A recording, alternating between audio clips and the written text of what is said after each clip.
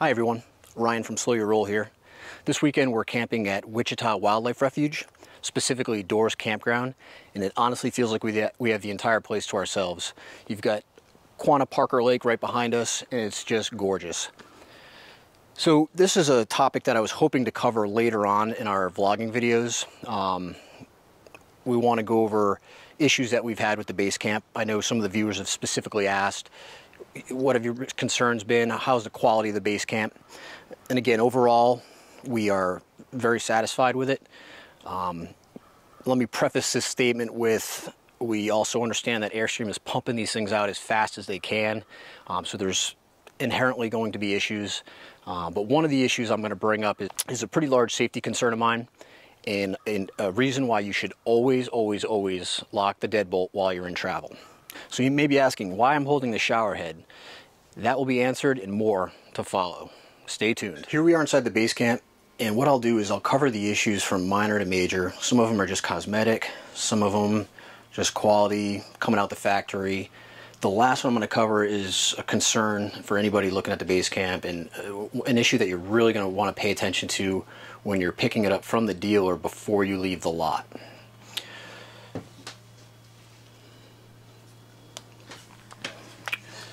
So the first issue is these little push magnetic strips for the glass doors and the cabinets. These things are really sensitive. If you pop this out without it being engaged with the actual door here, this plastic piece will pop out and you're going to be left with this.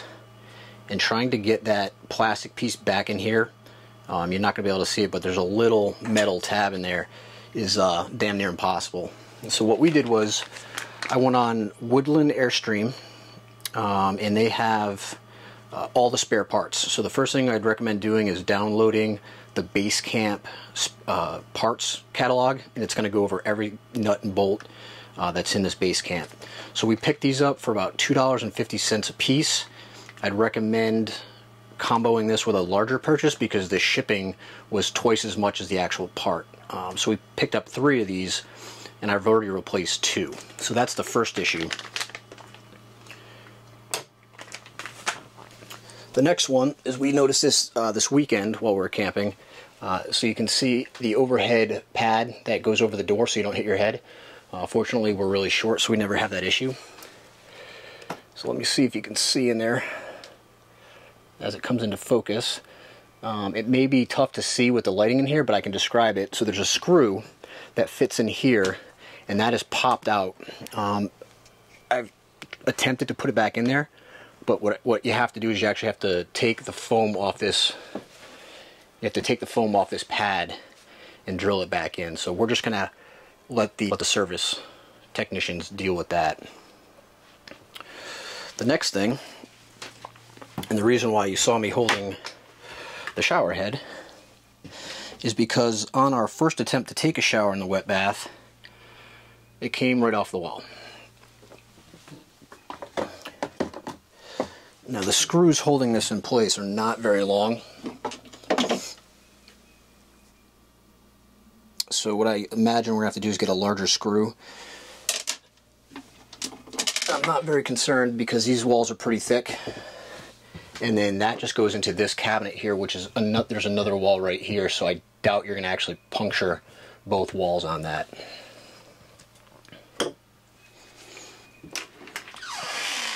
Really, what I imagine would be the first thing to go was this this netting that holds the 2 boards up to build the extension for the bed. The netting is already tearing from this, so we've decided just to remove the boards from that and then just keep them inside the bench. You can already tell, due to the quality of these nets and the weight of the boards, that that was going to be an issue. So we just decided maybe we'll order a new net. Hopefully that'll be covered under the warranty. But just a recommendation, don't store your boards in there.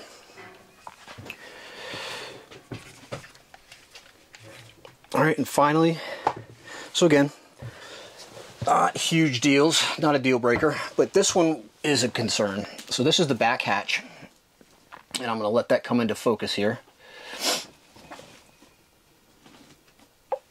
So we were camping 2 weekends ago, and we noticed a really... there was a noticeable breeze coming through the back hatch here, and I couldn't quite place it. And then I noticed this weekend when we were camping that there's light coming through. Hold on, let me see if I can get this in focus for you.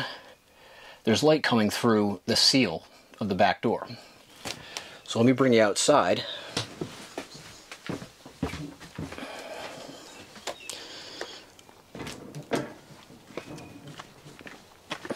We're going to come around.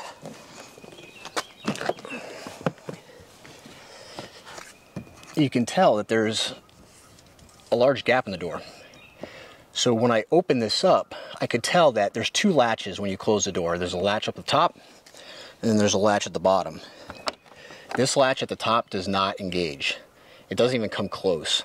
So what you have to do is at night, in order to avoid that breeze, push it in, but then inevitably it just ends up popping back out.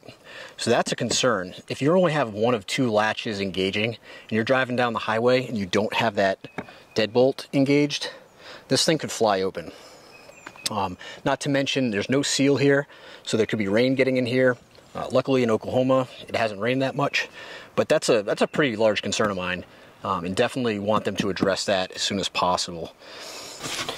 I received a number of questions on just the overall quality of the components within and among the exterior of the Basecamp. So I kind of wanted to go over, in no particular order, what I've noticed in the 3 weeks that we've had this Basecamp. So as far as the exterior, one of the things that needs, I think, to be improved upon or lacks quality is just the plastic covers. For example, the shower. All of the hose connections are plastic, so I can see those failing in a number of years, especially if it's cold out. You want to have metal connectors so that those things will last. The propane cover, while it does serve two purposes, it protects your propane tanks and it also has a little storage up top. There's no way to lock it, and it's just held down by these two elastic bungees that are probably have a limited shelf life as well. Things that are good is the door handles and the bolts and all that stuff are solid, with the exception of the rear hatch that I previously mentioned. The rock guards and solar guards on the X models are also quality, and I can see those lasting a long time and protecting the components, the front components, both the aluminum and the front windows. As far as the interior, the sunshades don't appear to be very durable. They're thin. They do keep the sun out, so they keep the light out, which is what they're designed to do.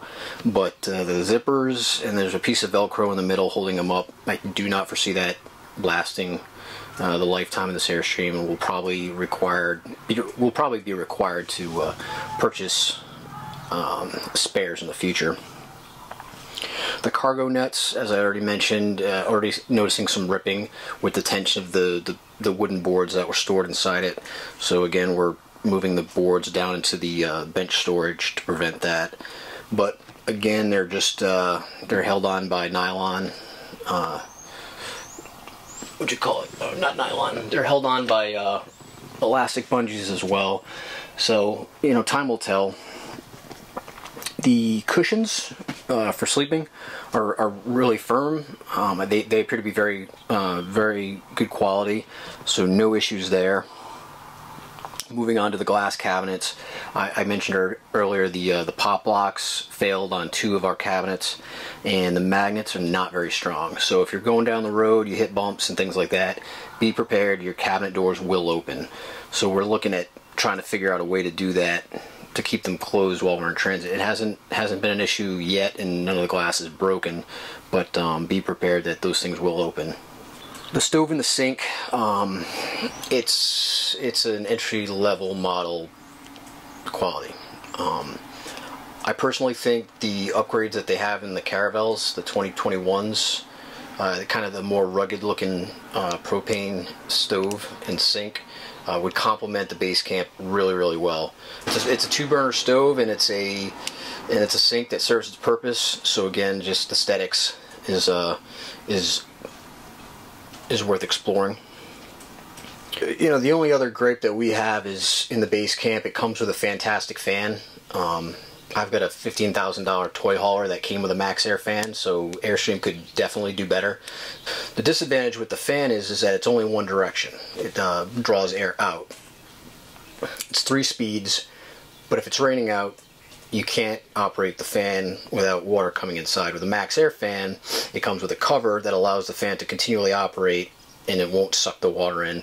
You can run it in, you can run it out. You have a temperature setting, so if there's a certain temperature you want to maintain inside the RV, the fan will turn it on and off accordingly. Thus far, we're still satisfied. We're happy with our purchase. In the future, we're definitely going to do a 5 likes, 5 dislikes type of video as we get this thing out more and subject it to a little bit more stress. We've been keeping it relatively local just because of our work schedule, and we're trying to avoid any really long trips. I think the first trip we're planning on doing is the Escapers Convergence on the 4th of July up in Colorado. So if you're going, hope to see you there. But until then, we're going to keep it relatively local. Maybe take it down to Texas, do some beach camping. It's about a 6-hour trip from where we live, so that'll be a test, and we'll obviously document that and provide feedback. So again, please keep the comments coming. A lot of great comments. I hope I'm helping inform those of you that are interested in the Basecamp or have already ordered one and maybe have some concerns about quality control. Shoot me a message, let me know if there's stuff that you want me to deep dive, go into more detail on, do a separate film or a separate video about. Happy to do it. We're out anyway, so might as well bring the camera along and get some good information out there. We have to bring the Airstream in to get our lithium batteries installed because they did not ship with the unit. For some reason, I don't know if they were backed up, but it took 3 weeks for them to come in. Camping World called us up the other day and said, hey, drop the Basecamp off for a couple weeks and we'll get the batteries installed. I was like, a couple of weeks, I can put the batteries in 10 minutes. But now that we've noticed these issues, that's what we're going to do. We're just going to drop it off. Hopefully that their service technicians are trained on how to fix the Airstream specific issues.